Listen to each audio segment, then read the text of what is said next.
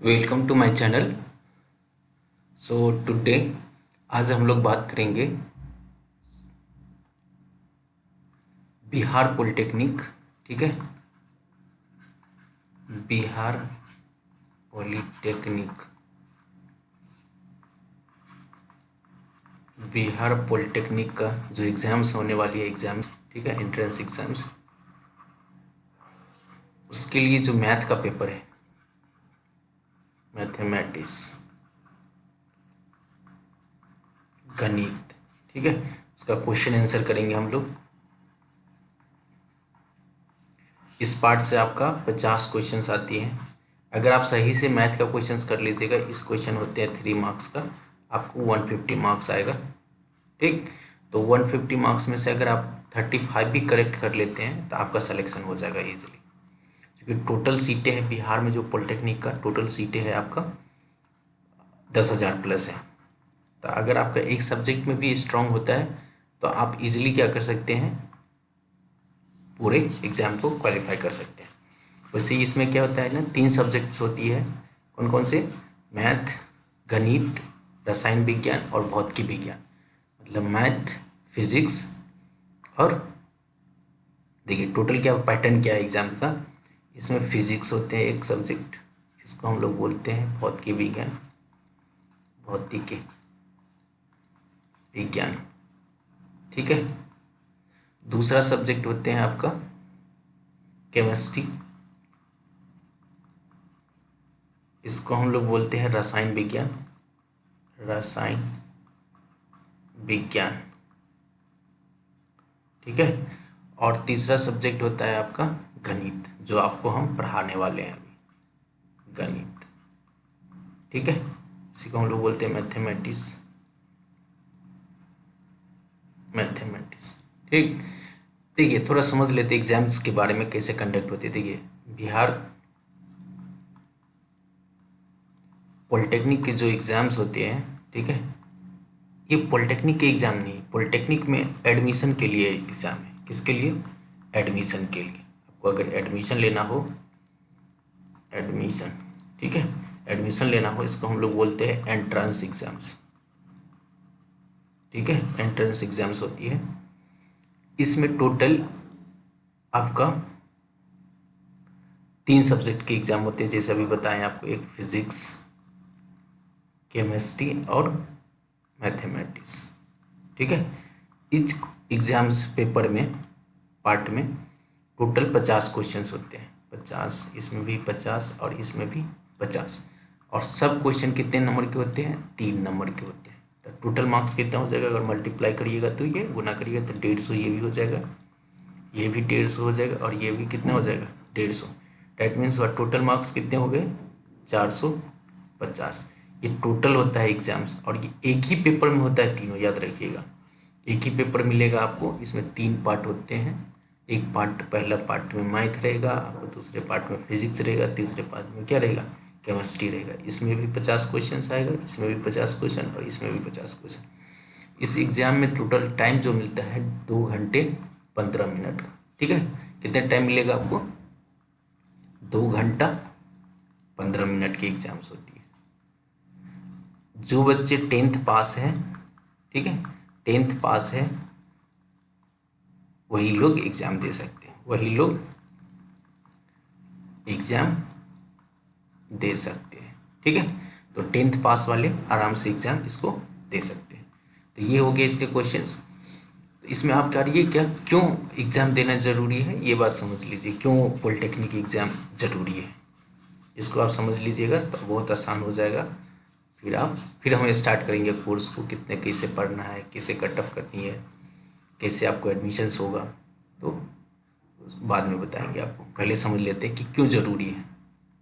देखिए अगर आप डिप्लोमा कोर्स करिएगा, डिप्लोमा, इसी को हम लोग बोलते हैं पॉलिटेक्निक, पॉलिटेक्निक, ठीक है। इस ये होता है 3 साल का कोर्स होता है। कितने साल का होगा? 3 साल का। देखिए जैसे 2 तरह का पढ़ाई हम लोग करते हैं, एक होता है टेक्निकल पढ़ाई, ठीक है, और एक होता है नॉन टेक्निकल। देखिए टेक्निकल में अगर 10th करिएगा तो उसको बोलते हैं हम लोग ITI ना, अगर 10th आप करते हैं नॉन टेक्निकल में।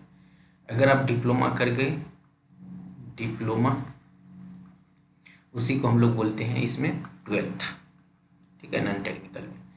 डिप्लोमा के बाद अगर आप बीटेक करते हैं तो इसमें हो गया BSc, BA, BCom, BBA ना, ETC, BCA ना, बैचलर डिग्री। इसके बाद लास्ट होता है आपका MTech। इसमें टेक्निकल वाले में MTech करिएगा तो इसमें होता है MA, MSc, MCA और MBA, ऐसे कोर्स। तो दोनों तरफ होता है, जैसे नॉन टेक्निकल में आपका जैसे होता है कोर्सेज 10+2 ना, BSc, BA, BCom, वैसे ही टेक्निकल में पढ़िएगा तो पहले आएगा डिप्लोमा, सॉरी पहले ITI, फिर डिप्लोमा, फिर BTech, फिर MTech, इस तरह से कोर्स होती है। तो डिप्लोमा होता है 3 साल का, ठीक है, BTech होता है आपका 4 साल का और MTech होता है आपका 2 साल का, ठीक। इधर देखिएगा 12 कितने होते हैं, 2 साल का। BA कितने होते हैं, 3 साल का। और आपका MA होता है आपका 2 साल का। बट बिटवीन में देखिएगा इसमें हम लोग MPhil करते हैं। MPhil किसके बाद, MA के बाद, PhD से पहले, ठीक है। इसके बाद दोनों तरफ PhD हो जाएगा, इधर भी PhD और इधर भी PhD, दोनों साइड सेम होती है, ठीक है।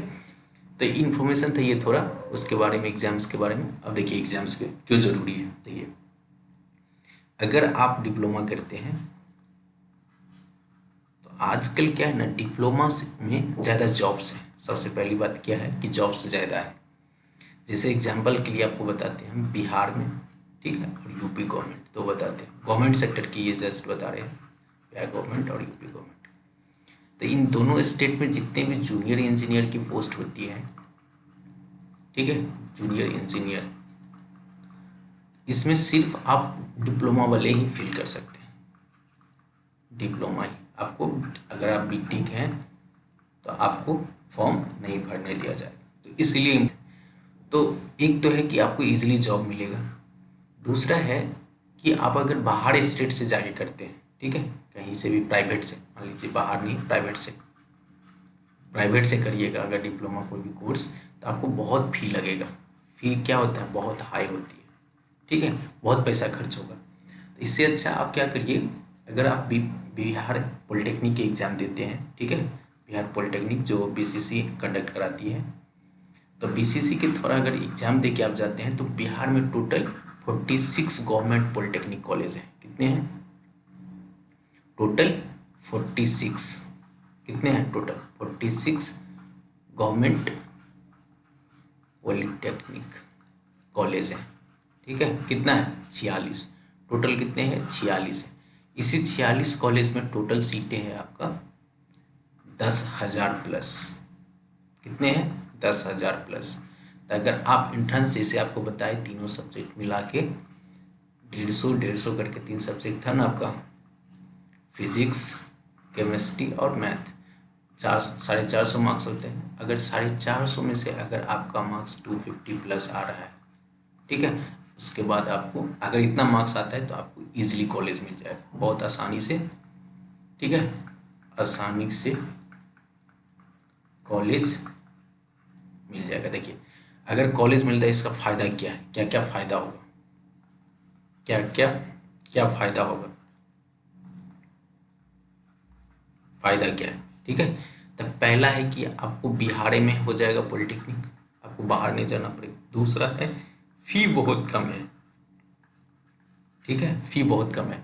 तीसरा है कि आपको बिहार स्टूडेंट क्रेडिट कार्ड जो है, बिहार स्टूडेंट क्रेडिट कार्ड ना, वो आपको इजीली मिल जाएगा। यहाँ से एडमिशन लेने के बाद आपको इजीली मिल जाएगा। उसके बाद देखिएगा कैंपस बहुत अच्छी है। आप देखिएगा बिहार पॉलिटेक्निक कॉलेज का कैंपस है, बहुत अच्छे हैं, अच्छे से बने हुए हैं। अभी आप जाके एडमिशन लीजिएगा तो वहाँ अच्छा लगेगा, ठीक है। उसके अलावा आपको फैकल्टी भी जो आपको मिलेगा पॉलिटेक्निक कॉलेज में, ठीक है, BPSC के थ्रू रिक्रूटमेंट जारी है, ठीक है, BPSC के फैकल्टी आ रहे हैं जो यूपीएससी क्वालिफाई करके आएंगे तो अच्छे फैकल्टी भी मिलेंगे आपको, अच्छे नॉलेज मिलेंगे। इससे क्या होगा, आपको ईजिली जॉब्स मिल जाएगा, आपको अच्छा नॉलेज मिलेगा, कम्युनिकेशन स्किल डेवलप होती है, बहुत सारा है जैसे कॉलेज लाइफ में आपको सीखने को मिलेगा, कैसे बड़े से बात करेंगे, ठीक है, और कैसे कम्युनिकेट करना है, ठीक है, जॉब्स के लिए क्या रिक्वायरमेंट है, कैसे जॉब्स मिलेगा, प्लेसमेंट हो जाएगी, तो बहुत सारा ऑप्शन है वहाँ पे। सबसे बड़ी बात है आपको फी बहुत कम लगेगा। तो इसी एडमिशन्स के लिए ये एग्ज़ाम्स होती है। एग्ज़ाम्स में बहुत बता दिए कि 3 सब्जेक्ट होते हैं, फिजिक्स, केमिस्ट्री एंड गणित, मैथमेटिक्स। तीनों में 50-50 क्वेश्चंस होते हैं। ईच क्वेश्चन होते हैं 3 मार्क्स, ठीक है। तो टोटल जोड़िएगा तो 450 मार्क्स होते हैं। और एग्ज़ाम का जो टाइम होता है 2 घंटे 15 मिनट की एग्ज़ाम्स होती है, ठीक है। तो इससे आप लोग, इसके बाद भी देखिए एक और फ़ायदा है कि आप अगर आप कोई भी बीटेक करना चाहते हैं, ठीक है, डिप्लोमा के बाद, तो बीटेक आपको डायरेक्ट सेकेंड ईयर में एडमिशन हो जाता है, सेकेंड ईयर, ठीक है। डैट मीन्स थर्ड सेमेस्टर में आपको फिर से फर्स्ट सेमेस्टर नहीं पढ़ना है या सेकेंड सेमेस्टर, आप डायरेक्ट जा सकते हैं आप थर्ड सेमेस्टर में। तो यही था रिगार्डिंग पॉलिटेक्निक एग्जाम्स। आगे आपको हम और धीरे धीरे बताते रहेंगे कि क्या इसमें रिक्वायरमेंट है, कैसे आप प्रिपरेशन करिएगा और कौन सी बुक पढ़नी है, कितनी पढ़नी है। देखिए यहाँ पे हम लोग को जब भी आप एग्ज़ाम्स के लिए, कॉम्पिटिटिव एग्ज़ाम्स के लिए प्रिपरेशन करते हैं तो 2-3 चीज़ें याद रखिएगा। क्या क्या? कि हमें ये नहीं सोचना है कि हमें 100% करेक्ट करना है, ठीक है। कभी एग्ज़ाम जैसे 450 है तो हमें ये सोच के नहीं जाना है कि हमें 450 नंबर लाना है। देखिए कि लास्ट कट ऑफ मार्क्स कितने हो रहे हैं, ठीक है। You just focus on the cut off. अगर आपको अच्छे कॉलेज लेना है, अच्छे ब्रांच लेना है, तब नंबर चाहिए, ठीक है, तब तो चाहिए। जस्ट आपको एडमिशन लेना है तब बिहार में भी इजीली मिल रहा है, बिकॉज 46 कॉलेजेस हैं तो इसलिए इजीली मिल जाता है। तो यहाँ पे आपको फोकस करनी है कि किस तरह से हमें कट ऑफ, जैसे मान लीजिए कट ऑफ जा रही है 250+, तो आप रेंज में रखिए कि 280 नंबर किससे आ जाए। अगर 280 नंबर लाना है तो आराम से 2 सब्जेक्ट, देखिए एक सब्जेक्ट होता है 150 और दूसरा सब्जेक्ट भी 150। अगर 2 सब्जेक्ट भी अच्छे से पढ़ लिए और थर्ड सब्जेक्ट थोड़ा कम भी पढ़े हैं तो आप इजीली आप 300 कर सकते हैं इसको, ठीक है। 300 स्कोर करना कोई टफ नहीं है, वैसे 250+ पर ही आपका कॉलेज मिल जाएगा।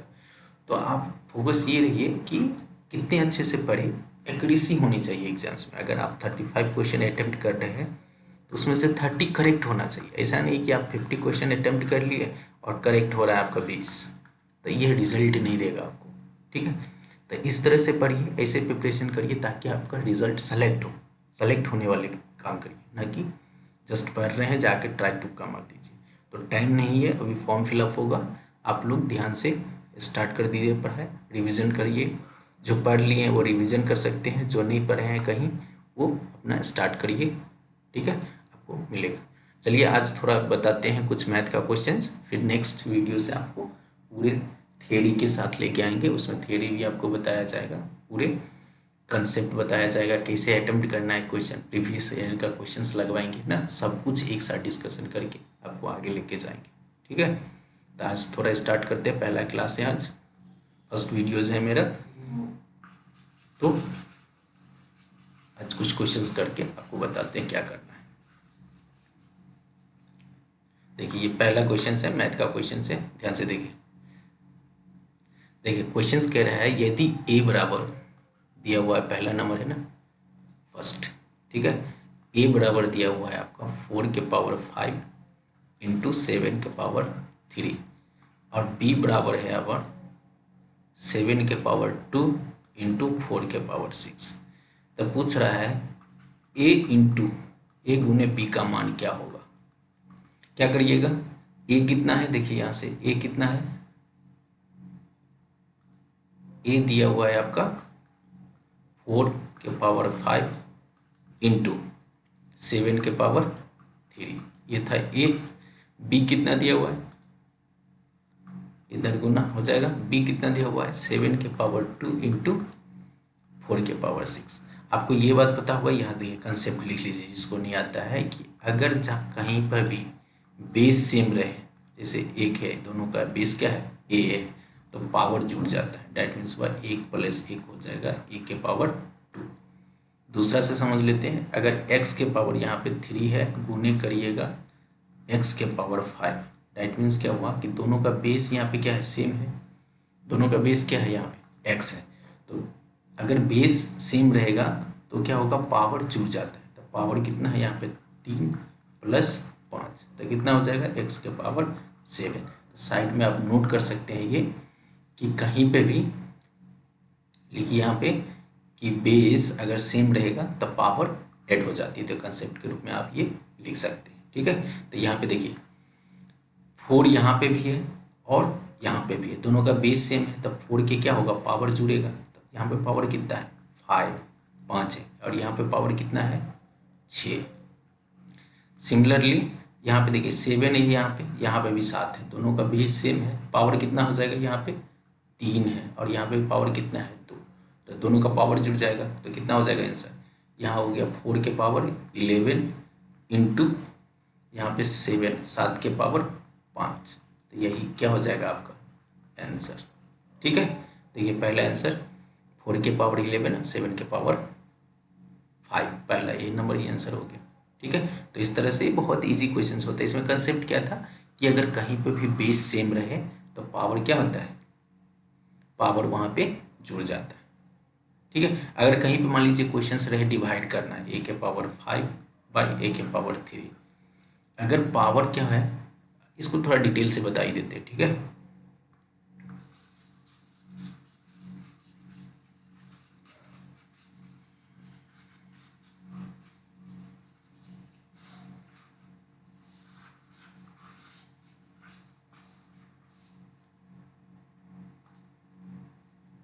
देखिए दो कंसेप्ट है, देखिए एक है कि अगर बेस सेम है इंटू a⁻3, तब पावर क्या बोले आपको ऐड कर देना है, डैट मीन्स वह 5 + 3 कर देना है, डैट मीन्स वह a⁻8।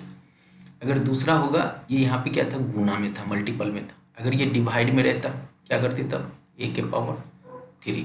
तो हम लोग क्या करते हैं कि जब भी डिवाइड में रहे अगर बेस सेम रहे तो हम लोग घटा देते हैं, तो a⁻5 - 3 हो जाता, तो क्या हो जाता है आंसर a⁻2। तो दो कंसेप्ट यहाँ पे सीख लिए, अगर बेस सेम रहे, ठीक है, अगर मल्टीपल में है तो पावर को ऐड कर देना है, अगर बेस सेम रहे और अगर डिवाइड में है तो पावर को क्या कर देना है, घटा देना है, ठीक है। यहाँ पे जोड़ देना है, यहाँ पे क्या कर देना है, घटा देना है। तो ये बातें याद रखिएगा, बहुत इम्पोर्टेंट है, ठीक है। अब चलते हैं नेक्स्ट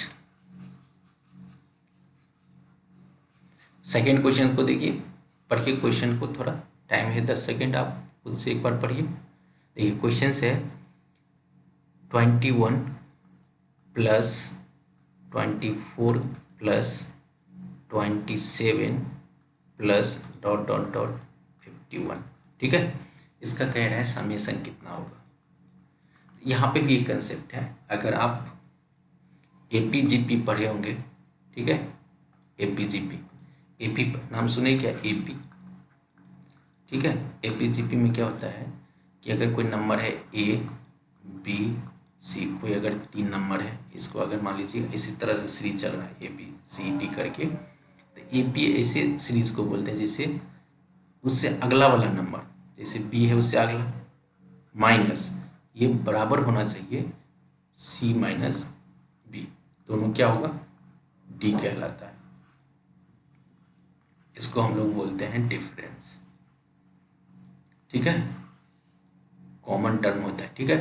तो दोनों उससे अगला नंबर माइनस पिछला नंबर का घटाइएगा तो हमेशा क्या होगा, सेम नंबर देगा, ठीक है, अलग अलग नहीं देगा। ऐसे टर्म को हम लोग बोलते हैं एपी। तो यहाँ पे भी देखिए 24 में से 3 गया तो कितना बचेगा, 24 में से 21 गया तो 3, 27 में से 24 गया तो 3, ठीक है। इस तरह से देखिएगा तो सबका डिफरेंस कितना है, 3 3 आ रहा है। डैट मीन्स ये हमारा सीरीज किस में है, एपी में है, किस में है, एपी में। तो यहाँ पे कंसेप्ट बनेगा कि एपी में है तो इसका सम कैसे निकालिएगा। अगर फार्मूला अगर याद आता है तो आप डायरेक्ट बना सकते हैं, अगर फार्मूला नहीं है तो अगली वीडियो में आपको हम अलग से बताएंगे कैसे इसका डिराइव करते हैं क्वेश्चन। अभी हम फार्मूला से बना देते हैं किस तरह से सॉल्व करना है, ठीक है। तो अगर ये एपी में है तो इसका देखिए, अगर कोई भी टर्म एपी में रहता है उसका समेशन होता है n/2, ठीक है, 2a plus n minus one into D, ये होता है सम। क्या होता है ये? सम। इसको फार्मूला को रट लीजिए या लिख लीजिए, बहुत काम देगा ये। क्या होता है ये? सम का फार्मूला होता है एपी के सम का। इसमें देखिए टर्म को समझिए, एन क्या है, तब क्वेश्चन बनाना आसान होगा। एन होता है नंबर ऑफ टर्म, कि इस सीरीज में समेशन में कितना नंबर ऑफ टर्म्स है, ठीक है, कितना नंबर ऑफ टर्म्स है। तो ये भी नहीं पता है हम लोग को। ये होता है पहला संख्या, पहला संख्या। तो यहाँ पे पहला संख्या हम लोग को पता है कितना है, 21, ये गिवन है, ठीक है। इसके बाद आपका है डी। डी अब ये बता दिया आपको क्या होता है, डिफरेंस, कॉमन डिफरेंस इसको बोलते हैं हम लोग, इसी को हम लोग बोलते हैं कॉमन डिफरेंस, ठीक है। ये पता है कितना है यहाँ पे, 3। तो सिर्फ हम लोग को ये 3 चीज़ पता है, 2 चीज़ पता है, एक चीज़ नहीं पता है कि नंबर ऑफ टर्म कितना। उसके निकालने के लिए हमारे पास एक और फार्मूला होता है, उसको हम लोग बोलते हैं nth टर्म। अगर हम लोग को nth टर्म निकालना है तो उसका फार्मूला होता है n minus one into, sorry इसको थोड़ा करेक्ट कर लीजिए, एक सेकेंड। ये होता है a प्लस होता है, नोट की, ये होता है आपका a plus n minus one into D. n term means हुआ लास्ट टर्म, इसका मतलब क्या हुआ, लास्ट टर्म। तो लास्ट देखिए यहाँ पे कितना है, 51 इजिकल टू पहला टर्म कितना है आपका 21 प्लस n निकालना ही है ये, ठीक है। d दिया हुआ है कितना 3, तो यहाँ से निकालिएगा n minus one into 3 is equal to कितना आ जाएगा 51 माइनस 21, तो कितना बचेगा ये 30 होगा ना। 51 से 21 किया तो कितना हुआ 3, तो ये हो गया n माइनस वन, यहाँ पे कर देते हैं। तो n माइनस वन इंटू 3 है इक्वल टू कितना है 30 है। तो n माइनस वन कितना हो जाएगा 30/3, ये कितना बचेगा 10। तो n कितना हो जाएगा 10 प्लस 1, क्योंकि n माइनस वन है तो कितना हो गया 11। डैट मीन्स वह हमारा नंबर ऑफ टर्म्स कितना है 11, कितना है 11। तो हमें सब कुछ मिल गया, आपका नंबर ऑफ टर्म्स भी मिल गया, पहला टर्म भी है, डिफरेंस भी पता है। तो आप इजीली इस फार्मूला में डालिएगा तो आंसर आ जाएगा, ठीक है। तो देखिए कैसे आएगा आंसर। एन टर्म निकालना सीख गए, कैसे निकालना है, नहीं भी सीखे हैं तभी फार्मूला याद रखिएगा, हम आपको बाद में डिटेल से इसको बता देंगे कि किस तरह से निकालना है। अगर फार्मूला याद भी नहीं रहे तो आप निकाल सकते हैं, ठीक है। तो देखिए यहाँ पे एन पता चल गया 11, ए आपको पता ही है 21 और डी आपको पता है कितना 3। तो आप एस आराम से निकाल सकते हैं समेशन। एन कितना है 11 बाई कितना हो जाएगा 2 इंटू 21 प्लस एन कितना है 11 माइनस 1 इंटू डी कितना है 3। इसको कैलकुलेट करिएगा तो 11/2 ये हो जाएगा 42 प्लस देखिए 11 में से 1 गया तो 10 गुने कितना हो जाएगा 3, और कैलकुलेट करिएगा कितना हो जाएगा 11/2 गुने ये 30 प्लस 42 कितना हो जाएगा 30 प्लस 42 72, 30 प्लस 42 72। इसको काटिएगा तो 36 से कट जाएगा, डैट मीन्स वह आंसर हो जाएगा आपका 36 गुने 11। तो आप क्या करना पड़ेगा मल्टीपल, क्या करना पड़ेगा मल्टीप्लाई। तो क्या करिए आप 36 गुने 11 को मल्टीप्लाई कर दीजिए, वही आंसर हो जाएगा। तो 36 × 36 और फिर यहाँ पे 36 करिएगा तो 6 3 9 और 3, डैट मीन्स 396 आंसर हो जाएगा। देखिए आंसर है ना बी नंबर 396। तो इस क्वेश्चन से क्या सीखे, 2 फार्मूला याद रखिएगा इस क्वेश्चन में, कि कहीं पे भी एपी में रहेगा, ठीक है। आप वीडियो को पॉज करके रुक कर देख सकते हैं कैसे कैलकुलेशन हुआ है, ठीक है। आपको हम कंसेप्ट बता देते हैं कि 2 फार्मूला याद रखिएगा एपी में। एक तो समेशन होता है n/2, ठीक है, 2a plus n minus one into D, ठीक। एक ये फार्मूला, दूसरा एन टर्म्थ का जो फार्मूला होता है वो होता है A plus N minus one into D. तो आप ये जस्ट दो फार्मूला याद रखिएगा, सब क्वेश्चन इसी पे बन जाएगा। पॉलिटेक्निक में इतना हार्ड नहीं आते, ठीक है। वैसे एपी जीपीएचपी बहुत हार्ड क्वेश्चंस बनते हैं जब आप 10+2 में पढ़िएगा, उसमें जेई का एग्जाम दीजिएगा, जेई मेंस या जेई एडवांस का, तो उसमें देखिएगा वो टफ टफ क्वेश्चंस आती है, बट यहाँ पे इतना टफ नहीं। बस ये दो फार्मूला याद रखिए, इसी से आपका काम चल जाएगा, ठीक है। तो ज़्यादा नहीं है ये, तो आप इसको देख सकते हैं। नेक्स्ट क्वेश्चन को देखते हैं, इसको पॉज करके आप लिख सकते हैं। इसका आंसर क्या आया था? 396। दो फार्मूला इंपॉर्टेंट था इस क्वेश्चन में। अगला क्वेश्चन को देखते हैं। नेक्स्ट क्वेश्चन है, एक संख्या m है, ठीक है, और 25 से विभाज्य। यदि m+5 m+1 को 25 से विभाजित किया जाता है तो शेष पर कितना होगा? कह रहा है कि कोई संख्या है m, ठीक है, कोई संख्या है m, वो कह रहा है कि 25 से विभाज्य है। अगर 25 से अगर हम उसमें भाग देते हैं तो क्या हो रहा है? वो भाग नहीं लग रहा है, मतलब विभाज्य भाग उसमें नहीं लग पा रहा है। कह रहा है कोई एक नया संख्या है m+5 और m+1, ठीक है, कोई नया संख्या बना। अगर फिर से इसमें 25 से भाग दिएंगे तो कितना शेषफल बचेगा? ठीक है, शेषफल कितना बचेगा, ये क्वेश्चन है। देखिए, कोई भी संख्या है कि 25 से भाग नहीं है, तो कोई भी संख्या आप एज्यूम कर सकते हैं। मान लीजिए आप ले लीजिए 26 है ना, अगर 26 में 25 से भाग दीजिएगा, ठीक है, 26 में 25 से, तब भाग नहीं लगेगा, लगेगा नहीं। एग्जाम्पल के लिए बता रहे, कंसेप्ट और है, बट अभी ये ऐसे समझिए, आप कंसेप्ट बाद में बताएंगे।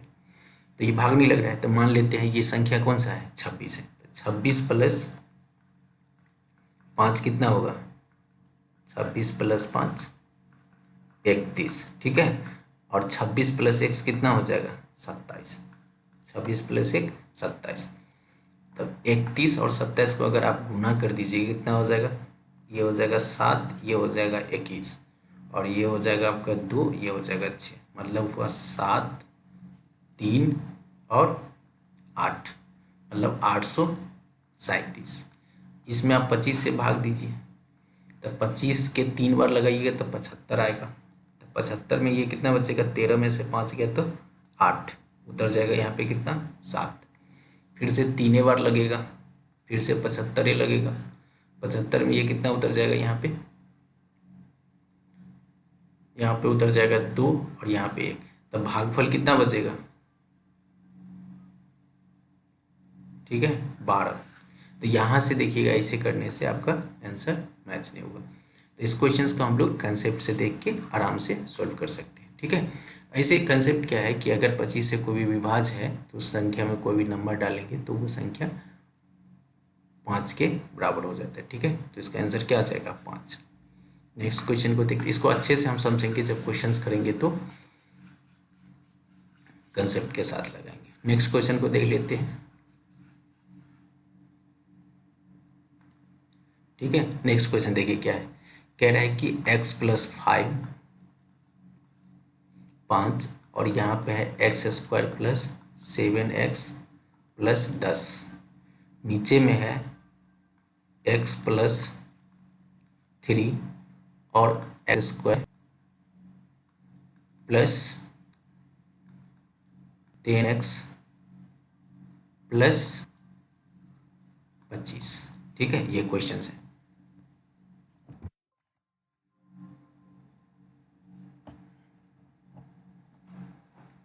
ये क्या है? क्वेश्चन है, ठीक है।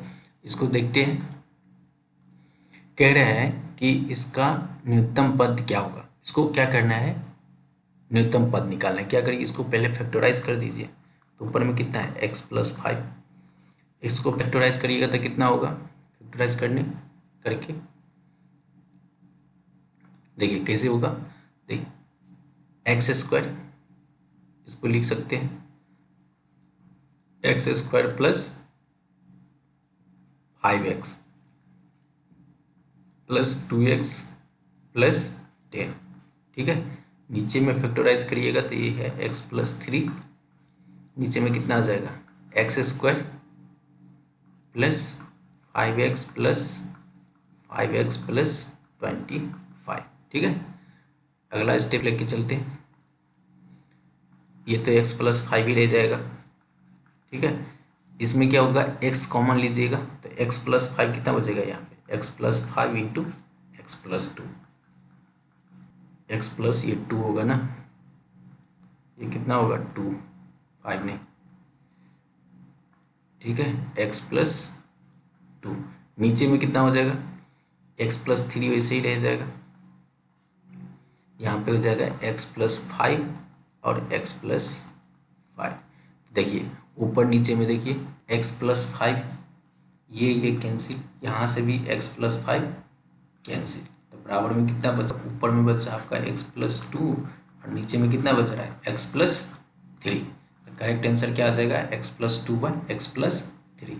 कौन सा आंसर हो जाएगा ये number x plus 2 by x plus 3। तो जितने भी आप क्वेश्चन कर रहे हैं सब 3 नंबर का क्वेश्चन है। अब देखिए 1 से 1.5 मिनट में आपको पहले आता है अच्छा से, तो 1 से 1.5 मिनट में आप 3 नंबर का क्वेश्चन इजीली कर सकते हैं, आपको टाइम भी नहीं लगेगा और सबसे बड़ी बात होगा कि आपका करेक्शन अच्छा, एक्यूरेसी अच्छा है, तो आप सही कुछ कंसेप्ट अच्छा है तो आप सही क्वेश्चन से लगाइएगा, तो कॉन्फिडेंस रहेगा कि आपका क्वेश्चन ये सही है। ठीक है, कहे 2 व्यंजनों का मौसा इतना तथा लौसा इतना, यदि एक व्यंजन इतना है तो दूसरा कितना होगा। देखिए कह रहा है कि कोई 2 व्यंजन है, ठीक है, 2 संख्या मान लीजिए a और b मान लेते हैं। ठीक है, इसका मौसा है महत्तम समवर्तक। ठीक है, मौसा इसको इंग्लिश में बोलते हैं SCF। SCF दिया हुआ है कितना है x प्लस 1। ठीक है, इसी 2 नंबर का लौसा इसको बोलते हैं लघुत्तम समवर्तक, इसको इंग्लिश में बोलते हैं LCM। ठीक है, LCM कितना है x के पावर 4 माइनस 1। तो कह रहा है कि यदि एक, अगर मान लीजिए a बराबर है एक्स स्क्वायर माइनस 1 तो b क्या होगा। ठीक है, तो b का मान क्या होगा ये पूछ रहा है, b क्या होगा। देखिए कि कहीं पे भी एक कंसेप्ट याद रखिएगा कि 2 नंबर का अगर ए बी का अगर मॉस इंटू लिख लीजिए, इसको बहुत इंपॉर्टेंट है, लॉस ये बराबर होगा दोनों नंबर के प्रोडक्ट के बराबर। डैट मीन्स हुआ, इसका मतलब क्या हुआ कि 2 नंबर का अगर महत्तम समवर्तक और उसके लघुत्तम समवर्तक जो होगा उन दोनों नंबर का जो गुना होगा बराबर होगा किसके, जो एक्चुअल में वो दोनों जो नंबर था उस नंबर के गुना के बराबर। ठीक है, तो ये एक फार्मूला है या कंसेप्ट है, इसको आप लिख के रख सकते हैं। ठीक है, इसी कंसेप्ट पे ये क्वेश्चंस क्या होगा सोल्व हो जाएगा। देखिए कितना आसानी से सोल्व कर देते हैं। देखिए मौसा कितना दिया हुआ है, मौसा x प्लस 1, क्या बोल रहे हैं इसके जो प्रोडक्ट होगा गुना लौसा के साथ, लौसा कितना है x के पावर 4 माइनस 1 बराबर होगा किसका, दोनों नंबर के प्रोडक्ट। देखिए इसका एक नंबर कितना दिया हुआ a एक्स स्क्वायर माइनस 1 और आपका दूसरा नंबर b निकालना ही है। ठीक है, तो यहाँ से हम लोग b निकाल सकते हैं, b कितना हो जाएगा x प्लस 1, ये जहाँ पे वही उतार दीजिए, यहाँ पे एक्स स्क्वायर, ये है x के 4 माइनस 1 बट्टा यहाँ पे है एक्स स्क्वायर माइनस 1। ठीक है, आंसर देखिएगा तो आंसर तो ऐसा है नहीं। ठीक है, तो क्या करिए इसको थोड़ा सिंप्लीफाई करना है। कैसे सिंप्लीफाई करिए, ये फॉर्मूला याद है ए स्क्वायर माइनस बी स्क्वायर क्या होता है A plus B into A minus B, तो इसी फार्मूला को यूज करना है। देखिए तो एक्स प्लस 1 इधर रहेगा ही, इसको सही से देखिए तो क्या लिखा हुआ है एक्स के पावर, इसको साइड में लिख देते हैं थोड़ा। देखिए एक्स के पावर 4 माइनस 1 को क्या लिख सकते हैं हम लोग एक्स स्क्वायर के होल स्क्वायर माइनस 1 का स्क्वायर, तो डैट मीन्स ये क्या हो गया ए स्क्वायर माइनस बी स्क्वायर। अब ये बताएं आपको क्या होता है A plus B into A minus B होता है, तो यहाँ पे अप्लाई कर दीजिए यही बात। क्या लिख सकते हैं इसकी जगह पे एक्स स्क्वायर माइनस 1 और x square plus 1 divided by पहले से है या नीचे में एक्स स्क्वायर माइनस 1। यहाँ पे ध्यान से देखिएगा, एक्स स्क्वायर माइनस 1 और एक्स स्क्वायर माइनस 1 क्या हो जाएगा, कैंसिल। आपका क्या बचेगा टर्म एक्स प्लस 1 और एक्स स्क्वायर प्लस 1, यही आपका क्या हो जाएगा आंसर। मैच कराइए, एक्स प्लस 1 डी नंबर देखिए, एक्स प्लस 1 और ये x square plus 1, correct answer हो जाएगा। तो इतना ईजी था, आपको दो फार्मूला यूज करना था। एक तो ये फार्मूला आपको याद रखना पड़ेगा, ये कंसेप्ट है, और दूसरा आपका ये बेसिक्स फार्मूला है, ए स्क्वायर माइनस बी स्क्वायर का इक्वल टू होता है A plus B into A minus B. इसके अलावा भी बहुत सारा वहाँ पे अलजेब्रा का फार्मूला है, जिसे ए प्लस बी का होल स्क्वायर ना, ए स्क्वायर प्लस बी स्क्वायर क्या होगा, ए प्लस बी का होल क्यू, ए क्यू माइनस बी क्यू ना। इस तरह का जो फार्मूला सब है आप याद करिए, याद करके रखिए, चूँकि इसका अप्लीकेशन होता है। आपको डायरेक्टिव फार्मूला से नहीं पूछेगा, बट उसका अप्लीकेशन से आपको क्वेश्चन आता है। अगला नंबर देखते हैं क्वेश्चन। अगला नंबर क्या है,